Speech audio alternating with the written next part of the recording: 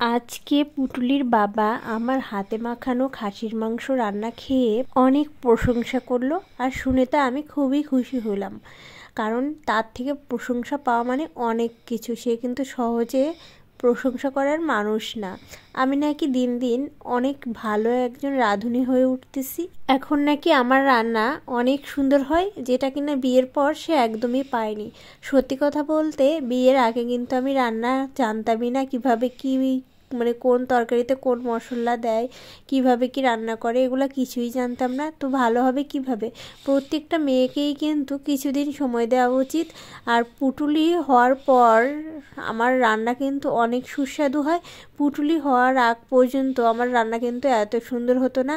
এটা মনে হয় সৃষ্টিকর্তার একটা কৃপা। যেহেতু আমার মেয়ে হয়েছে, মেয়ের বিয়ে হবে, তার জামাই আসবে, যদি এখন আমার রান্না ভালো না হয় আস্তে আস্তে, তাহলে জামাই খেয়ে বলবে ছি ছি, আমার শাশুড়ির রান্না তো একদম ভালো না।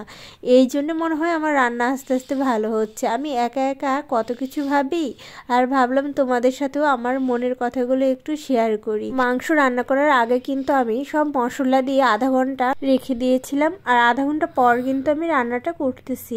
আজকে খাসির মাংস রান্না করার জন্য আমি কিন্তু এই ব্লেন্ডার করে নিয়েছি। এখানে আছে হলো 2 টুকরো পেঁয়াজ, রসুন আর হলো শুকনো মরিচ। এই তিনটা একসাথে ভালো করে ব্লেন্ডার করে নিয়েছি, যাতে কালারটা একটু সুন্দর আসে।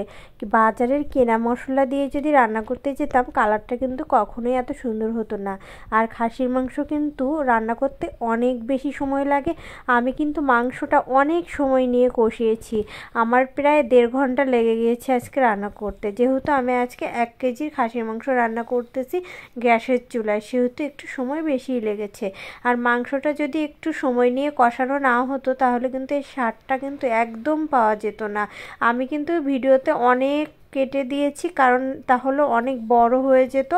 আর এই জন্য আমি বেশি বড় করতে চাইনি বলে অনেক কিছু কেটে দিয়েছি, আর যেটুকু না দিলেই না এটুকু দিচ্ছি। আমার কথা বলতে বলতে কিন্তু মাংসটা অনেক সুন্দর কষানো হয়ে গেছে।